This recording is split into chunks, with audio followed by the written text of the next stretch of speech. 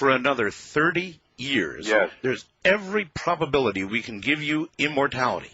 Well, I know about some of those projections. I don't know them as, in such a detailed fashion as I'm sure you do.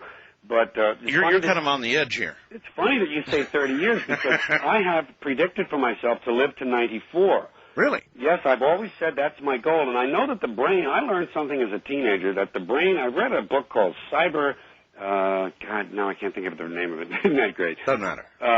Psycho-cybernetics. And it said that the brain is a goal-seeking, problem-solving mechanism. And if you put in a problem and a goal, the brain will do everything it can to get there. Mm-hmm. So I put 94 years in there once because my uncle, or great-uncle, Uncle Martin, he was 94, and he was doing push-ups in my kitchen when I was a kid. And I said, 94 sounds good. And I know the kind of work that people like Linus Pauling and Philip Johnson and a number of other people have done in their 90s. And as long as I have my faculties, I expect to have this kind of energy and drive and stamina until then. And boy, it'd be nice if they came and give me that immortality. Yeah, but they really aren't. They're not just talking about immortality. They're talking about taking you back to your prime and stopping the aging process. Wow. Well, look, I don't know if that'd be good, actually. Well, I know, but you know what? It'd be worth an experiment. Well, if you were one of the ones. Think of the alternative. Right? That's right. Boom. All right, look, I do have a radio show. Can I put a couple of callers on with you? Oh, I'd love that. And by the way, I have a website called GeorgeCarlin.com. It's a really nice, well-engineered website. And again, I speak mostly to fans. I'm not trying to sell myself to the general public. I have a nice little percentage of the population that likes me. And I want them to know I have a great website called GeorgeCarlin.com. Well, if we don't have a link, we will within minutes. Oh, thank you. All right. First-time caller line, you're on the air with George Carlin. Hello. Yeah, hello, George. How are you? I have two questions, if I may. What's your name, sir? Where am I? Los Angeles? No, I mean your name, sir. Oh, Zan. Zan. Short for Alexander. Okay, Zan. Nice to talk to you. Sometimes they say it's an old Martian name, but... Doesn't sound bad to me. Yeah, well, the question is, have you read, I know you're talking about we being a product of some accident. Have you read books by, like, Darwin's Black Box by a biologist who believes that idea of random evolution is not scientifically viable? You mean the combination of punctuated equilibrium and natural selection is not viable, the whole Darwinian combination? Yeah, well, the idea of the process of it being accidental. Oh. You know. Well, no, sir, obviously I haven't read it, and I admit to being poorly read. I'm usually wasting my time writing rather than reading. But I will have a tape of this show, and I will have a reference. I can write it down at another time and look for it. I do enjoy that sort of reading. Well, he just wanted to sort of infect you with the possibility that it's not all random, that there really is the God that you talk about that isn't there. But is he judgmental? Well, we didn't get that far with him, but okay. I would say there'd be a strong possibility of it, yes. Yeah, I mean, it's implied. So Zan is gone already. Okay. Wildcard line, you're on the air with George Carlin and Art Bell. Good morning. Hello. Hi. Good morning to both of you guys. Hi, where are you, sir? I am in Michigan, and my name is Joe. Hi, Joe. How you doing? Pretty good.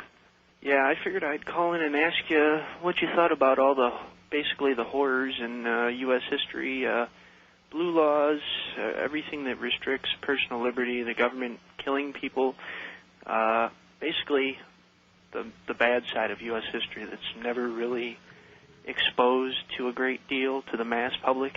Well, I'm sympathetic to what you're saying, and my own knowledge of it goes so far as maybe to have read some Howard Zinn and to have read some of that part of history.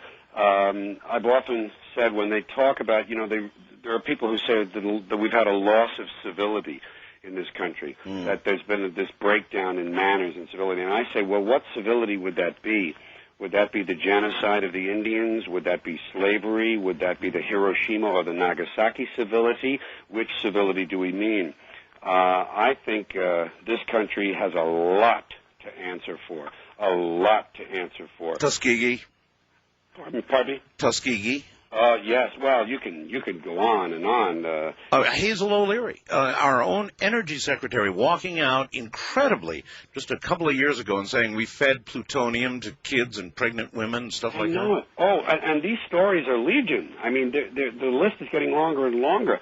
And if you just think about the labor violence in the 1930s, in the name of commerce, in the name of big business, it is a terrible, blotted record. And I have always said, when people revere the flag, I've always said, you have to look at that flag for everything it stands for, not just what you perceive to be heroic and perhaps good things, but everything it's ever stood for. And the record is more than just mixed.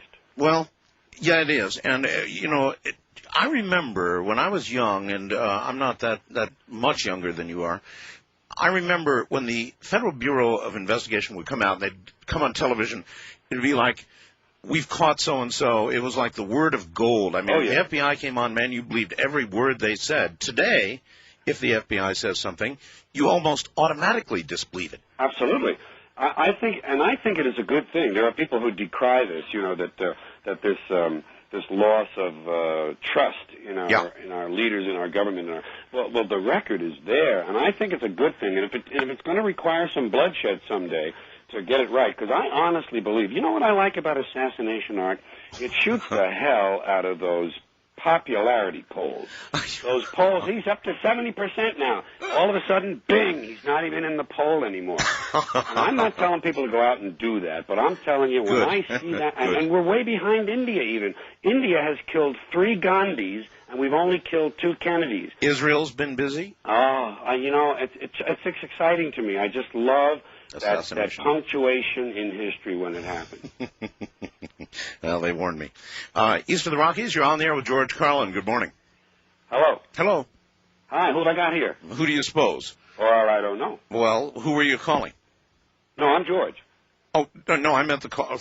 Oh, the caller is gone. We somehow lost the caller. That's too bad. Somebody just picked him off. Yeah, that's right. West of the Rockies, you're on the air with George Carlin. Art Bell. Yeah, hello. Hello. Hi there. I'm calling from L.A., Max. Hi, Max. How are you doing? I'm George. Little Yuppieville suburb. But the comment I had was, it's kind of weird the way humans think with, profanity and everything. Doesn't really make any sense. Like, a teacher had one time brought up a good point, like, if you switch the words crap and red, then it'd be perfectly fine to say, yeah, could you hand me that crap pen? But you say, I really got to take a red. The teacher yells at you. Right. That's right. Yes, that is right. Well, the thing about words is that they're arbitrary designations, and they freeze meaning.